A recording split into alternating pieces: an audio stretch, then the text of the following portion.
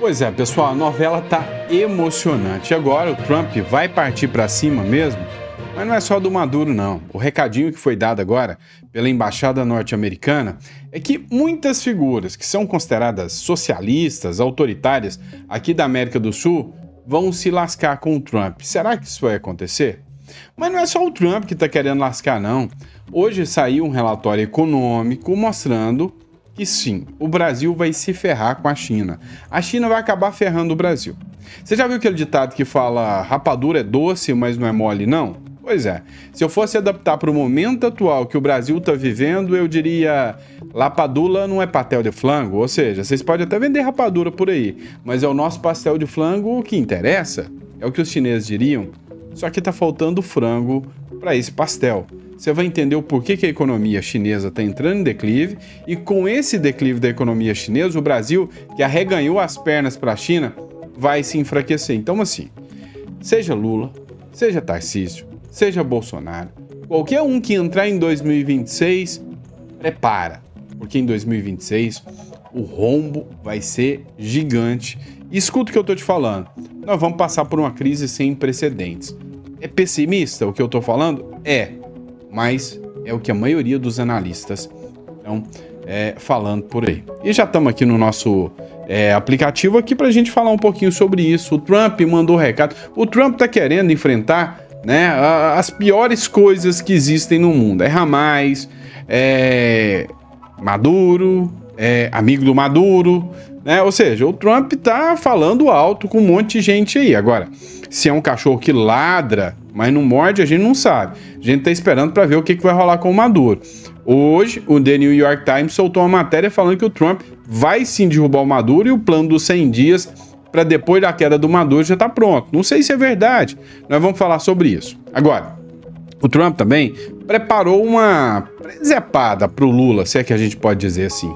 Armou uma armadilha, né? Preparou uma armadilha pro Lula e o pessoal da Globo sentiu que ficou todos nervosinhos com a decisão do Trump de pegar o Lula. E a gente vai falar sobre tudo isso aqui com vocês nesse editorial. Então, antes de mais nada, não esqueça de se inscrever no canal, curtir, compartilhar. Isso é muito importante. Se você busca um canal que quer trazer informação, que traz informação de qualidade, é isso que você encontrou. A gente está aqui com o maior prazer, sempre trazendo conteúdo para você. Tá bom? Fechado? E aí, só para encerrar, né? Eu tenho que fazer meu merchan aqui. Pessoal, não confie em deixar seu dinheiro 100% em real, tá? Vá, abra uma conta numa outra jurisdição, mas não adianta abrir com seu CPF, não, né? Vai até o Uruguai, tira a residência uruguai, uma cédula uruguai, uma conta em dólar para você poder estar livre aqui. Se qualquer coisa acontecer, é a jurisdição do Uruguai que está te resguardando. Então, clica aqui ou aqui e entenda um pouquinho mais sobre tudo isso aí, beleza? E vamos de matéria que tem novidade agora, né, na nossa introdução. Se ficou ruim, vocês falam. Vamos lá, pessoal, bora entender o que passa, né? O que se passa na cabeça desse povo. Vamos lá. O Donald Trump, ele mandou um recado claro, objetivo, direto para a galerinha do Hamas. O Benjamin Netanyahu, ele fez várias concessões, mas topou um plano de cessar fogo lá em Gaza. Para acabar com a guerra de Gaza. Benjamin Netanyahu falou, olha, eu aceito o plano que o Trump propôs, e esse plano que o Trump propôs, para mim tá bom. Dá anistia geral, ampla e restrita para todos os membros do Hamas. Olha só, assassinos terroristas tendo anistia geral, ampla e restrita. Cria um plano de reconstrução de Gaza com um plano diretor, uma assembleia diretora liderada pelo Donald Trump. E aí, Netanyahu falou, por mim, tudo bem. Nós vamos limpar o Hamas de Gaza e se for, tá ótimo. Vocês querem assim?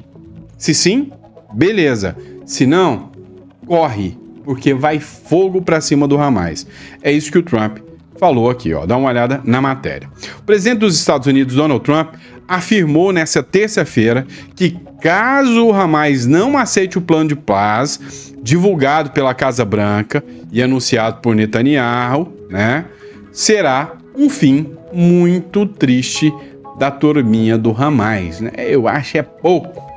O presidente norte-americano falou à imprensa após deixar a Casa Branca para cumprir compromisso. Segundo Trump, todos os países árabes reconheceram o plano de paz. Nessa terça-feira, uma declaração conjunta dos ministros das Relações Exteriores do Catar, Jordânia, Emirados Árabes Unidos, Indonésia, Paquistão, Turquia, Arábia Saudita e Egito destacou os, abre aspas, esforços sinceros do presidente americano para encerrar a guerra em Gaza. Lascou. Por quê? Porque os países lá da região, né, do mundo árabe ali, reconheceram que o plano do Trump é um plano real, é um plano plausível. E aí mandaram um recadinho, ó Gaza, ó Hamas, vocês vão ter que aceitar. E se vocês não aceitarem, se o Trump quiser entrar no jogo e meter bala em vocês, o problema é de vocês, né? Olha só o que o Trump falou aqui, ó.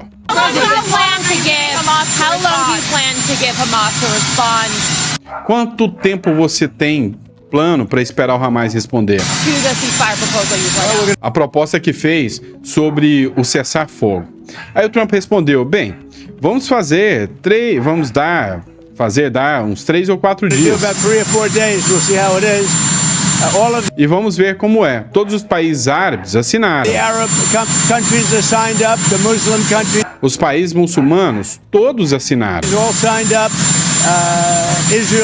Israel já aceitou. Estamos apenas esperando o Hamas. E o Hamas vai fazer isso ou não? E se não for, vai ser um final muito triste para o Hamas. Meu irmãozinho, é o que dá a entender, o Trump já meio que perdeu a paciência com essa turma, né? A Embaixada dos Estados Unidos no Brasil, né? Não que isso tenha nada a ver com o Brasil, tá?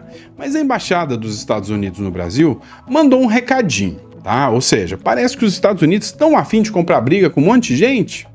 O governo Trump irá enfraquecer, desmantelar e, abre aspas, eliminar as organizações terroristas estrangeiras. Vamos libertar o hemisfério ocidental do domínio dos narcoterroristas. Ora, vocês já estão vendo esse tipo de recado ali para o Maduro o tempo todo. O que mudou aqui na regra do jogo? Esse recadinho foi para Brasil, né? Foi a embaixada brasileira que postou isso aqui. Isso porque paira agora no Congresso Nacional um projeto que trata o PCC e o Comando Vermelho como grupos terroristas. E a partir do momento que se tornam grupos terroristas, o Donald Trump tem carta branca para chegar e, oral, né, tocar o terror em cima desses caras. Pois é, a gente tá esperando para ver o que vai rolar, né? Se o Trump vai fazer ou não. A ameaça foi feita. O Editorial Central fez uma publicação aqui com o comentarista político aqui, Samuel Fernandes, e falou sobre o recadinho que o Trump já tinha dado, inclusive, para o Maduro, através do The New York Times. E eu recomendo vocês, para quem não conhece, acompanha lá o Editorial Central, aqui no YouTube, canal muito bom, tá, pessoal? Pessoal, notícia em primeira mão aqui pra vocês de um assunto que eu tenho certeza que tá todo mundo doido aí pra ver o desfecho disso. Pessoal, acabou de sair no jornal The New York Times. Olha só essa matéria aqui, preste bastante atenção. Governo dos Estados Unidos decidiu derrubar o regime de Maduro e já planeja as 100 primeiras horas pós-queda, diz The New York Times. Pessoal, o secretário de Estado Marco Rubio, ele foi muito claro com todo mundo quando ele disse: não é se vai derrubar o regime do Maduro, mas sim quando vai derrubar. Pessoal, e a gente sabe que existe todo um estudo, toda uma articulação por trás e com os próprios apoiadores do Maduro, que é a questão aí da Rússia, da China, do Irã, até mesmo de Cuba, para evitar que esses países apoiadores mandem reforços militares e criem uma guerra sem precedentes. E a gente entende que nas primeiras 100 horas após a queda do Maduro, o que os Estados Unidos devem fazer é legitimar o governo de Maria Corina Machado, que foi a verdadeira vencedora aí das eleições que teve na Venezuela, para garantir ali a soberania e colocar ali as tropas armadas dos Estados Unidos o tempo que for necessário para impedir que aconteça aí atentados contra a verdadeira soberania da Venezuela. E você, o que você pensa aí desse assunto? Deixe aí nos comentários, que é muito importante para a gente saber o que você pensa. É isso aí, pessoal. Tamo junto. Isso aí, pessoal. Ó, recomendo demais o canal Editorial Central com o Samuel Fernandes, tá? E aí, é como ele disse, o recado já foi dado, né? Vem o governo norte-americano, fala que vai derrubar o narco-estado da Venezuela. O The New York Times anuncia isso e a embaixada brasileira é que faz uma publicação dizendo que todos os narcoterroristas inimigos dos Estados Unidos vão cair. A embaixada brasileira publicando. É estranho, no mínimo, não é? E aí vem o Trump preparando aquele presentinho de grego pro Lula. Pois é, olha só essa matéria que acabou de ser publicada agora pelo Sóstenes Cavalcante. Urgente. Os Estados Unidos devem exigir que o Lula vá até a Casa Branca e que tudo seja transmitido ao vivo. A gente viu o que o Trump fez com vários presidentes por lá que passaram. O próprio Zelensky, o presidente da África do Sul, agora, se eu não me engano, foi o da Turquia, se eu não me engano, que teve lá também, tomou um rala, falou, de fraudar a eleição, você entende, né, vagabundo. Foi quase isso que o Trump falou, só tira o vagabundo, que ele não falou isso, né?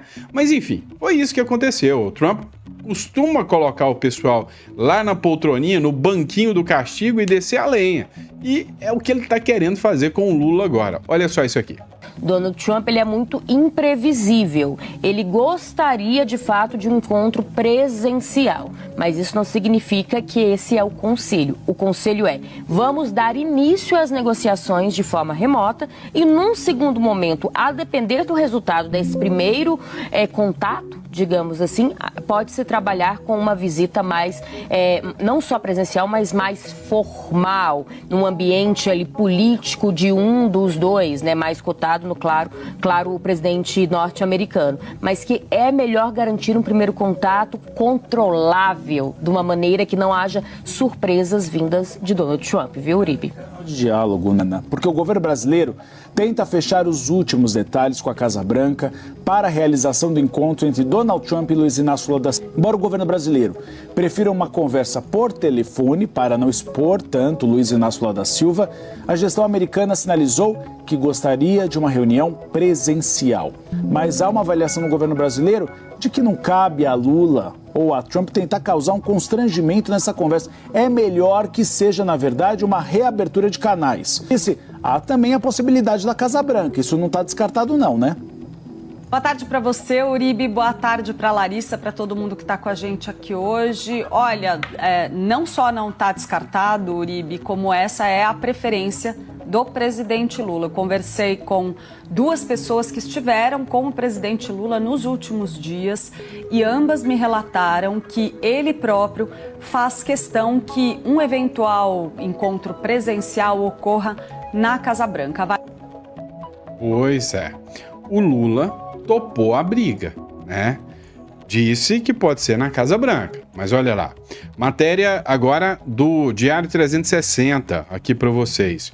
Lula recusa encontro com Trump fora da Casa Branca. Os Estados Unidos devem exigir uma reunião oficial transmitida ao vivo. Então, o Trump queria preparar um outro campo, né, que não fosse dentro da Casa Branca, mas o Lula falou, não, eu só vou também se for dentro da Casa Branca. E o Trump falou, tá bom, mas o meu requisito é que seja transmitido ao vivo. Depois disso, a turma da Rede Globo, né, ficou tudo pistola e teme um confronto do Lula e o Trump pessoalmente, né?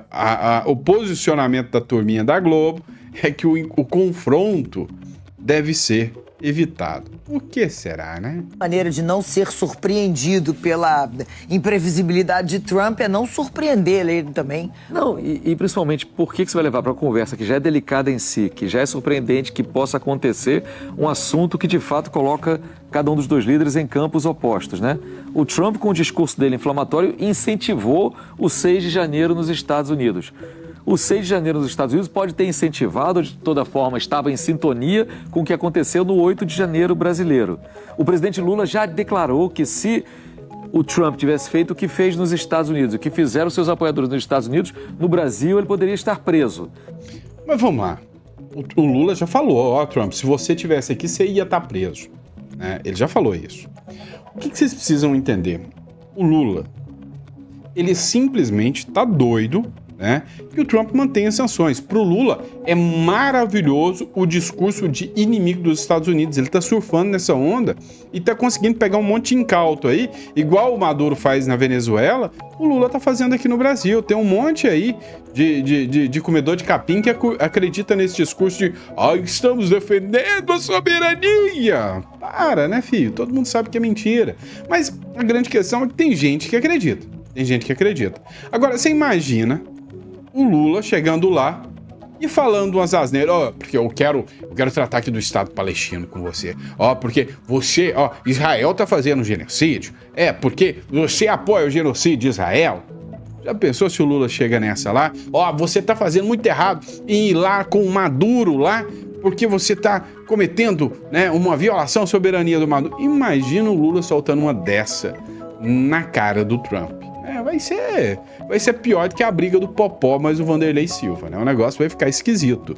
Então, será que ele vai levantar realmente essa lebre ali? A sinalização do vice-presidente Alckmin participar dessa conversa de alguma forma, de sua elaboração ou da sua realização, me parece que ela vai mais na direção que o Brasil deveria aproveitar, que é deixar de lado tudo que for discussão política e centrar em discussão de comércio. É isso que nos interessa nesse momento, porque, o Merval bem disse, o Trump já deu seguidas mostras de um profundo desprezo com tudo que diz respeito à democracia, aos seus tratos, à construção de consenso. Ele não gosta disso, ele não gosta nem de fazer passar as medidas dele pelo Congresso americano, quanto mais discutir com líderes de países estrangeiros sobre questões ou internas dele, ou um jeito que ele tem de encarar a política. Não gosta. É o Trump que não gosta de democracia, tá, gente? Tá certo. Gosta de eleição, não gosta de reconhecer o resultado de eleição, principalmente quando ele perde. Enfim, eu acho que não gosta de perder, mesmo quando perde vai dar um jeito de dizer que ganhou. Então, eu acho arriscadíssimo se o governo do Brasil entrar nessa seara, que pode ter até algum holofote internacional. Lula sai em defesa da democracia, em conversa com o Trump, mas em termos de resultados práticos para o Brasil, para ele, não dá. Dá manchete, mas não dá resultado. Mas eu concordo com o pessoal da Globo. O Lula o Trump é um babaca mesmo, lembra? O Trump odeia a democracia. O Trump foi lá no evento lá da China, vendo as armas nucleares da China lá, cheinho de ditador. Você viu o Trump lá? Eu vi. Você viu, né? Você viu também o Trump lá na Rússia, lá num lugar cheio de ditadores da África do Sul, lá posando na foto com todo mundo? É o ditador do Trump que odeia a democracia. Ah, não era o Trump, não. Era outro. A gente não quer, né, Malu? É um momento Zelensky, né? É isso que estão tentando evitar, né, Leilani? Eu acho que... Pois é. Estão tentando evitar o momento Zelensky, né? Onde o Trump vai chegar e falar umas poucas e boas na cara do Lula. Será que isso vai acontecer? A gente tá ansioso para acompanhar isso, né? A gente tá ansioso para acompanhar este caso. Mas vamos agora, no próximo bloco. E se rolar uma treta Lula e Brasil, como é que tá aqui as nossas forças armadas? Como é que estão os pincéis, né? Vamos falar sobre isso? Vem comigo. Vamos lá, pessoal, bora entender isso aqui, ó. O ministro de Lula joga tudo no ventilador. O ministro da Defesa é o Múcio, tá? Já era, não sei nem como que ele não caiu até agora, depois de tantas coisas que ele já falou sobre o governo Lula, ó. Não temos dinheiro nem para combustível nas Forças Armadas. Ó, coitado, né? Eu vim pedir uma ajuda, mas vim fazer uma gravíssima alerta. Hoje, é muito grave eu dizer aos senhores, mas nós somos o maior país da América Latina, temos 52% do PIB da América Latina, mas as nossas Forças Armadas não sei nem se estão entre as 3 primeiras. Nós temos bastante equipamento, mas nós não temos dinheiro para combustível. Nós temos bastante equipamento comprado, existe financiamento para comprar novos, mas nós não temos dinheiro para comprar peças. Falta combustível, falta peça, falta munição. Nós temos 30 dias de munição. 30 dias espanta o inimigo, mas se ele voltar outra vez, nós não temos nada o que fazer. Gente, vocês têm noção do que um ministro de defesa. Presta atenção. Um ministro da defesa falando para os inimigos ouvirem que nós temos 30 dias de munição. Qualquer inimigo que tentar invadir o Brasil, nós temos munição para espantar o cara, mas se o cara voltar depois, nós estamos ferrados. Vocês entenderam o país que você está vivendo? Você entendeu? E o pior, nós estamos num país que eles estão vendendo, né, o Brasil vendendo a alma para a China. Tá circulando uma fake news aí, é fake news. É feito por IA, tá? Um IA do Lula beijando a mão do Xi Jinping. O vídeo é fake, a imagem é feita por IA, mas o contexto não tem como ser mais fidedigno do que esse. Vamos ser sinceros, né? O Brasil tá lambendo a China. E a China tá começando a entrar em declive, meu amigo. E aí nós vamos nos lascar. Eu queria que vocês olhassem aqui, né? Essa publicação aqui do Conexão Política, um analista econômico aqui falando sobre a promíscua relação Brasil-China e o quanto a própria China pode ferrar o Brasil. Escute, Amir. Que o Brasil está, na minha opinião, o Brasil está caindo numa armadilha comercial com a China. A China é nosso maior parceiro comercial, mas os nossos superávites com a China em percentual relativo estão caindo.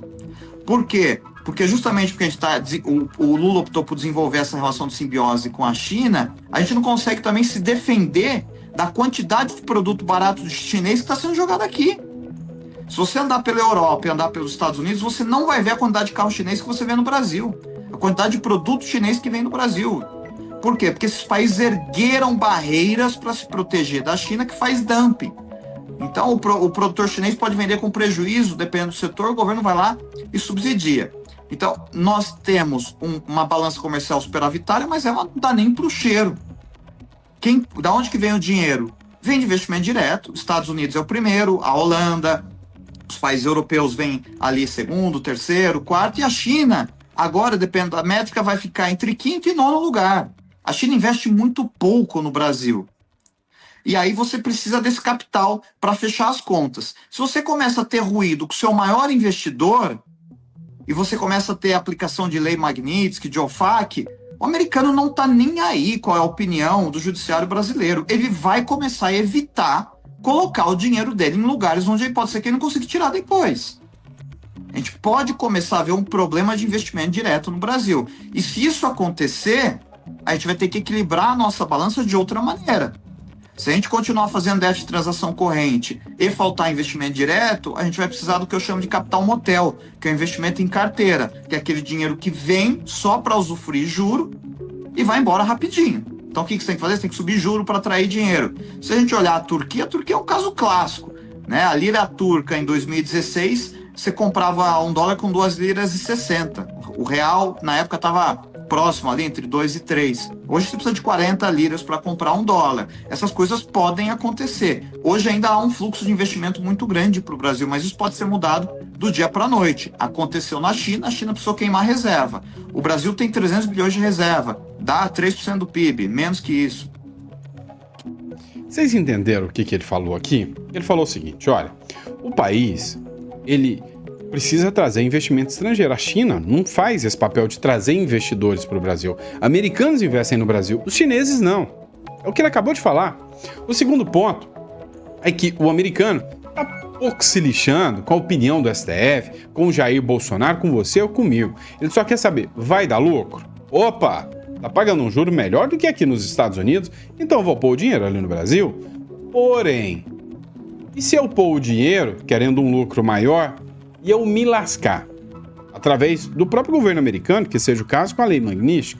Por exemplo, vem cá, você tem coragem de investir o seu dinheiro lá na Venezuela, na moeda venezuelana, no Bolívar?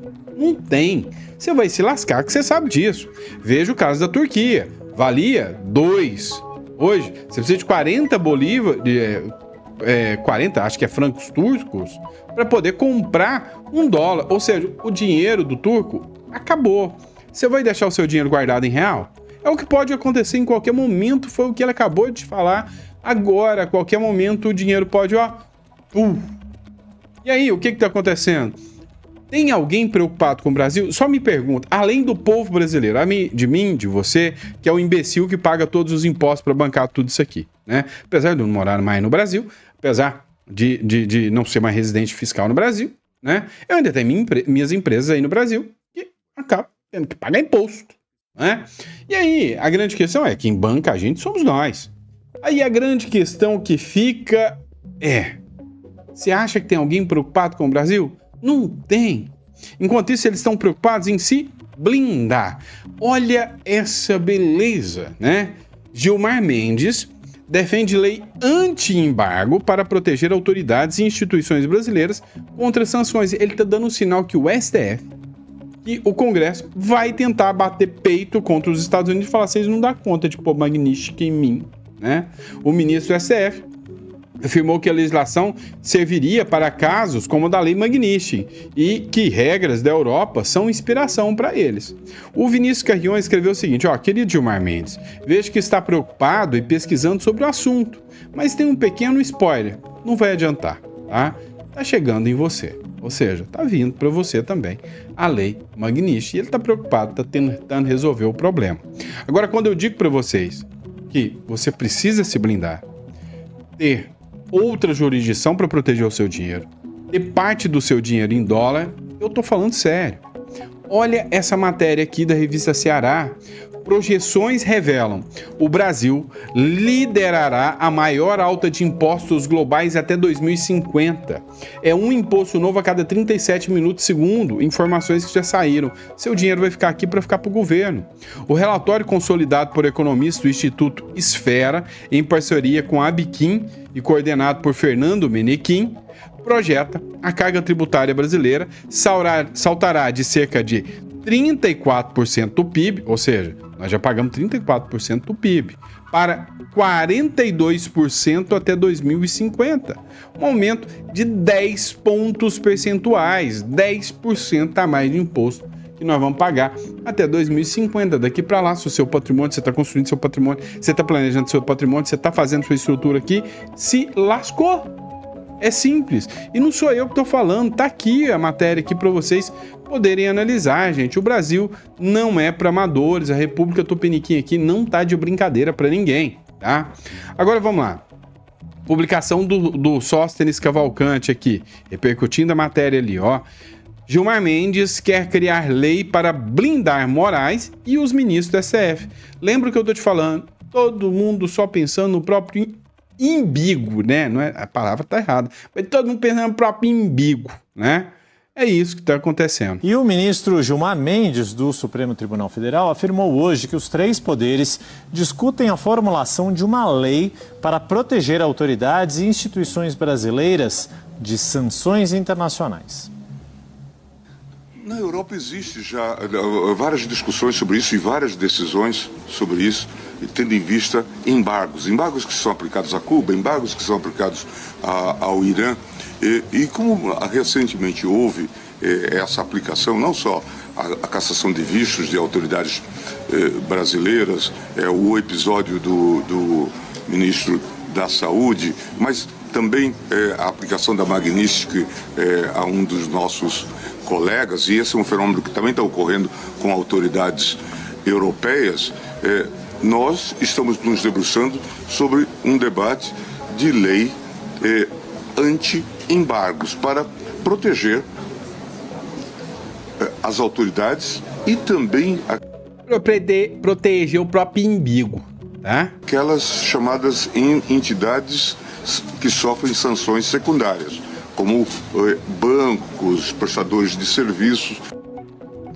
Vem cá, você acha mesmo que o Lula não quer sanções, né, no sistema SWIFT?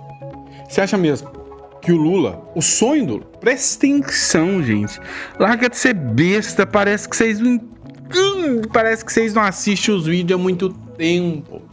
Para pensar com o papai aqui, presta atenção em mim, tá? Vamos lá.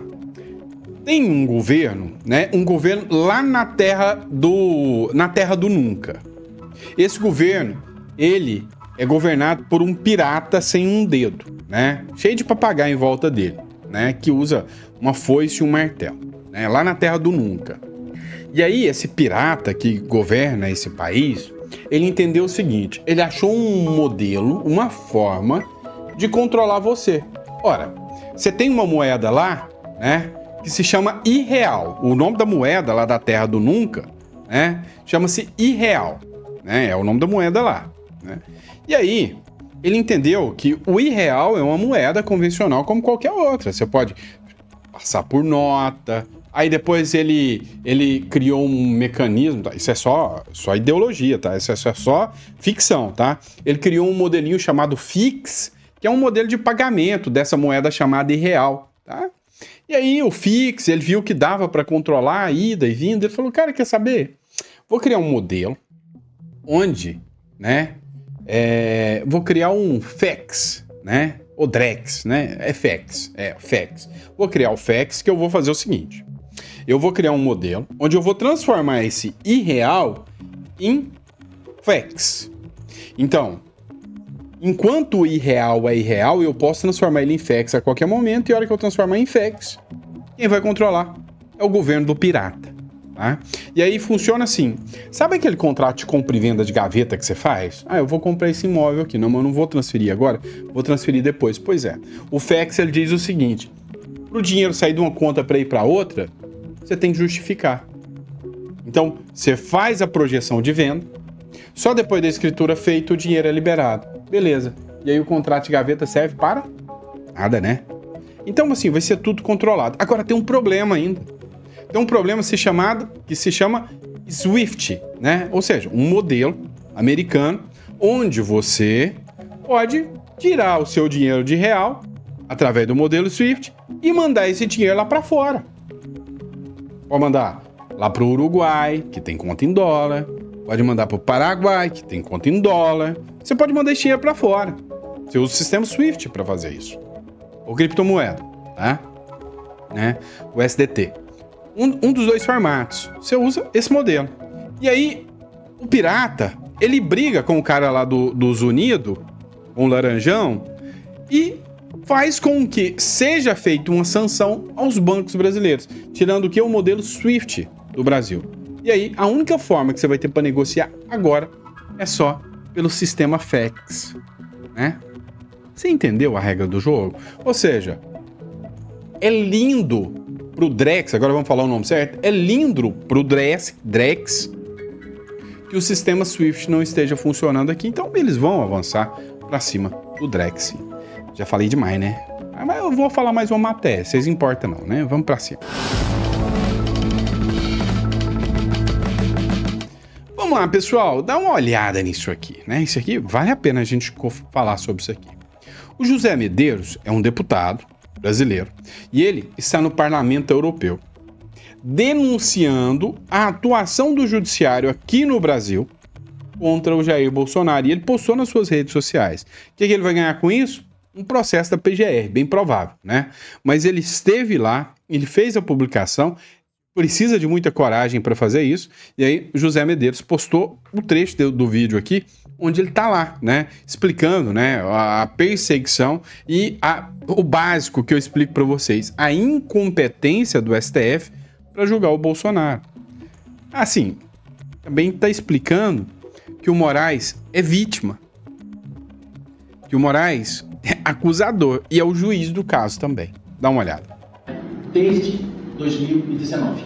É um inquérito que abriu-se para supostamente combater fake news, e de lá para cá, tudo isso passou arrestado para esse inquérito. Para quê? Para que a competência seja do STF. Então, todas essas pessoas estão sendo julgadas sem um duplo grau de jurisdição, sem ter direito à defesa, porque é a última instância. Então, ele avogou, são pessoas sem...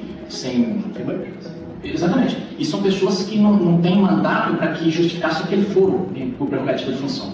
O senhor veja bem que a legislação brasileira até então dizia, olha, o presidente da República ele tem uma prerrogativa de foro enquanto ele estiver no cargo, depois justiça comum, e assim todo mundo.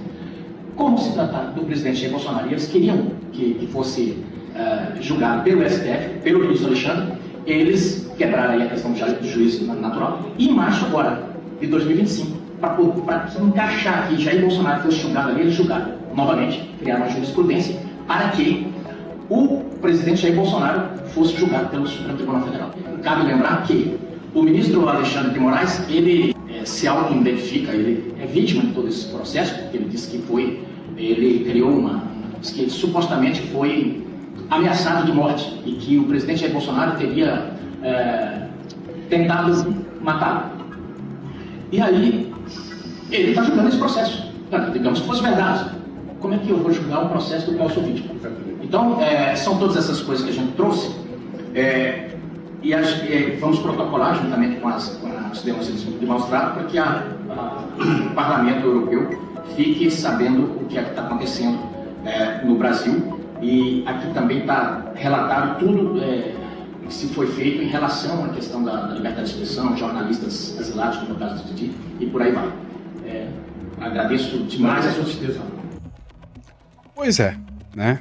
É impressão minha ou até o parlamento português ali, europeu, né? Riu, hora que o José Medeiros falou o que acontece no Brasil, né?